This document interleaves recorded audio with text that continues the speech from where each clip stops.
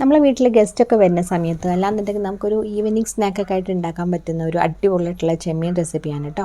അപ്പോൾ അതിനായിട്ട് നമ്മളിത് ആദ്യം ചെമ്മീൻ ഒന്ന് മാരിനേറ്റ് ചെയ്ത് വെക്കുന്നുണ്ട്. മുളക് പൊടി, മഞ്ഞൾപ്പൊടി, ഉപ്പൊക്കെ ചേർത്തിട്ട് തന്നെ. പിന്നെ നമ്മളിത് പാനിലേക്ക് വെളിച്ചെണ്ണ ഒഴിച്ചിട്ട് ഒരു 2-3 സവാള, അതുപോലെ തന്നെ ഇഞ്ചി, വെളുത്തുള്ളി, പച്ചമുളക്, കറിവേപ്പിലയും കൂടെ ചേർത്ത് ഒന്ന് വഴറ്റിയെടുക്കുക. ഒന്ന് ചെറുതായിട്ടൊന്ന് വഴന്ന് വരുന്ന സമയത്തിലേക്ക് മഞ്ഞൾപ്പൊടി, മുളക് പൊടി, കുരുമുളക് പൊടി, കുറച്ച് മല്ലിപ്പൊടി, അതുപോലെ തന്നെ ഇത്തിരി ഗരം മസാല ഇത്രയും ചേർത്ത് ആ ഒരു പൊടിയുടെ പച്ചമണക്ക മാറിയതിന് ശേഷം നന്നായിട്ട് വഴറ്റിയെടുക്കുക കേട്ടോ. അപ്പോൾ ഞാൻ ഉപ്പ് നോക്കിയപ്പോൾ ഇത്തിരി കുറവായിരുന്നു. അപ്പോൾ ഉപ്പും കൂടെ ചേർത്ത് ആ ഒരു മസാല അവിടെ റെഡിയാക്കി എടുത്തിട്ടുണ്ട്. ഇനി നമുക്കിതിലേക്ക് ഒരു ചെറിയൊരു അരപ്പ് റെഡിയാക്കി എടുക്കണം. അപ്പോൾ അതിനായിട്ട് ഞാൻ ഏകദേശം ഒരു അരക്കപ്പോളം തേങ്ങയിലേക്ക് 5-6 ചെറിയ ഉള്ളിയും വലിയ ജീരകവും ചേർത്ത് ജസ്റ്റ് ഒന്നിങ്ങനെ വെള്ളമൊക്കെ ഇല്ലാതെ ഒന്നിങ്ങനെ ക്രഷ് ചെയ്തിട്ട് റെഡിയാക്കി എടുത്തിട്ടുണ്ട്. ഇനി നമുക്കിതിലേക്ക് ഒരു മാവും കൂടെ റെഡിയാക്കി എടുക്കണേ. അപ്പോൾ അതിനായിട്ട് നമ്മളിത് ഒരു ബൗളിലേക്ക് ഏകദേശം ഒരു കപ്പോളം അരിപ്പൊടി എടുത്തിട്ടുണ്ട്. ഇത് തരിയൊന്നും അധികം ഇല്ലാത്ത നമ്മൾ പത്തിരിക്കൊക്കെ എടുക്കുന്ന ഒരു പൊടിയാണ്. പിന്നെ അതിലേക്ക് കുറച്ച് ഓയിൽ അല്ലെങ്കിൽ നെയ്യ് ഒഴിച്ചു കൊടുക്കാം. പിന്നെ നമ്മൾ ചതച്ച് വെച്ചിട്ടുണ്ടായിരുന്ന തേങ്ങയും ചെറിയുള്ളിയും ജീരകമില്ലേ, അപ്പോൾ അത് ചേർത്ത് കൊടുത്തു. പിന്നെ കുറച്ച് ഉപ്പും ചേർത്ത് ഒരു ഇളം ചൂടുവെള്ളം ചേർത്തിട്ട് നമ്മൾ നന്നായിട്ടൊന്ന് മിക്സ് ചെയ്ത് കൊടുക്കുകയാണ്.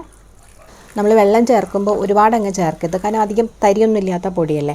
അപ്പോൾ അതുകൊണ്ട് കുറേശ്ശായിട്ട് വെള്ളം ചേർത്തിട്ട് നമ്മളൊന്ന് ജസ്റ്റ് മിക്സ് ചെയ്യുമ്പോൾ നമുക്കറിയാമല്ലോ വെള്ളം ഓക്കെ ആണെന്ന്. അപ്പോൾ അങ്ങനെ ആകുമ്പോൾ നമുക്ക് ജസ്റ്റ് ഒന്നിങ്ങനെ കൈ കൊണ്ടൊന്ന് പ്രസ് ചെയ്ത് കൊടുത്താൽ മതി കേട്ടോ. ഒരുപാട് അങ്ങ് കുഴക്കേണ്ട ആവശ്യമൊന്നുമില്ല, ഈസി ആയിട്ട് തന്നെ മിക്സ് ചെയ്ത് എടുക്കാൻ പറ്റും. ഇനി ഇങ്ങനെ അല്ലാന്നുണ്ടെങ്കിൽ നമ്മൾ പത്തിരിക്കും മറ്റേ ഇടിയപ്പത്തിനൊക്കെ ആക്കുന്ന പോലെ നമുക്ക് ചൂടുവെള്ളത്തിലിട്ടിട്ട് കുഴച്ച് അങ്ങനെ വേണമെങ്കിൽ എടുക്കാം. എന്നിട്ട് അതിലേക്ക് നമ്മൾ ഈ തേങ്ങയുടെ ഒതുക്കിയത് ചേർത്ത് കൊടുത്താലും മതി കേട്ടോ. ഇങ്ങനെ ആകുമ്പോൾ ഭയങ്കര ഈസിയാണ് ഉണ്ടാക്കിയെടുക്കാനായിട്ട്. അപ്പോൾ ഇതാ ഞാൻ ജസ്റ്റ് ഒന്നിങ്ങനെ മിക്സ് ചെയ്ത് കൈകൊണ്ട് എടുത്തിട്ടുള്ളൂ, ഒരുപാട് അങ്ങ് കുഴച്ചിട്ടൊന്നുമില്ല കേട്ടോ. നല്ല രീതിയിൽ തന്നെ സെറ്റായിട്ട് കിട്ടിയിട്ടുണ്ട്. ഇനി നമ്മൾ ഒരു ചെറിയൊരു ബൗൾ പോലെ എടുത്തിട്ട് കയ്യിലാക്കി ജസ്റ്റ് ഒന്നിങ്ങനെ കയ്യിൽ എണ്ണ എന്തെങ്കിലും തടവിട്ട് ഒന്ന് പരത്തിയെടുക്കുക. എന്നിട്ട് അതിലേക്ക് നമ്മൾ നേരത്തെ റെഡിയാക്കി വെച്ചിട്ടുണ്ടായിരുന്ന ചെമ്മീൻ മസാല ചേർത്ത് കൊടുത്തിട്ട് എല്ലാ സൈഡ്സിലൊന്നും എടുത്തിട്ടൊന്നിങ്ങനെ അകത്തോട്ട് വെച്ചിട്ടൊന്ന് റോൾ ചെയ്ത് കൊടുക്കുകയാണ്. അപ്പോൾ ആ ഒരു മസാല കുറച്ച് കൂടുതലായിരുന്നു, അപ്പോൾ അത് ഞാൻ എടുത്ത് മാറ്റിയിട്ടുണ്ട്. എന്നിട്ട് നമ്മൾ ആ ഒരു ഗ്യാപ്പ് ഇല്ലാതെ നന്നായിട്ടൊന്ന് ഉരുട്ടി ഏകദേശം ഒരു ഷേപ്പാക്കി എടുക്കുക. നമുക്ക് ബോൾ പോലുള്ള ഷേപ്പിലോ അല്ലെങ്കിൽ ഇതുപോലെ ഉന്നക്കായുടെ ഷേപ്പിലൊക്കെ നമുക്ക് ഉണ്ടാക്കിയെടുക്കാം. ഇതിപ്പം നമ്മളെല്ലാം ഏകദേശം ഉണ്ടാക്കി എടുത്തിട്ടുണ്ട്. പൊട്ടിപ്പോവാത്ത രീതിയിൽ നമ്മൾ നന്നായിട്ട് ആ ഒരു ഗ്യാപ്പ് ഫില്ല് ചെയ്താൽ മതി, അത് മാത്രം ശ്രദ്ധിച്ചാൽ മതി കേട്ടോ. എന്നിട്ട് നമ്മളിതൊന്ന് ആവി കയറ്റാൻ വെച്ചിട്ടുണ്ട്. ആ ഒരു സമയത്തേക്ക് നമുക്കിതൊന്ന് ജസ്റ്റ് ഒന്ന് മാരിനേറ്റ് ചെയ്യാനായിട്ട് ഇത്തിരി കാശ്മീരി ചില്ലി പൗഡറും അതുപോലെ തന്നെ സാധാ മുളക് പൊടി ആയാലും കുഴപ്പമില്ല, കാശ്മീരി ആകുമ്പോൾ ഇത്തിരി കളറുണ്ടാവും, അധികം എരിവൊന്നും ഉണ്ടാവില്ല. അതിലേക്ക് ഇത്തിരി ഉപ്പും കൂടെ ചേർത്ത് കുറച്ച് വെള്ളം ഒഴിച്ചിട്ടൊന്ന് മിക്സ് ചെയ്ത് വെച്ചിട്ടുണ്ട്.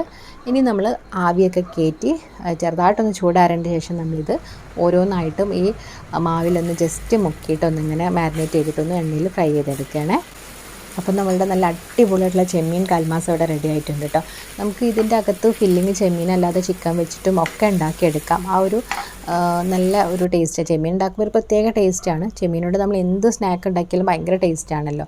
ആ ഒരു മസാല ഉണ്ടാക്കിയെടുക്കാനാണ് കുറച്ചൊരു പണിയുള്ളത്, ബാക്കിയൊക്കെ ഭയങ്കര ഈസിയാണ്. അപ്പോൾ എല്ലാവരും ഒന്ന് ട്രൈ ചെയ്ത് നോക്കുക, ഫീഡ്ബാക്ക്സ് അറിയിക്കുക. വീഡിയോ ഇഷ്ടമാണെങ്കിൽ ചാനൽ സപ്പോർട്ട് ചെയ്യാനും മറക്കരുത്.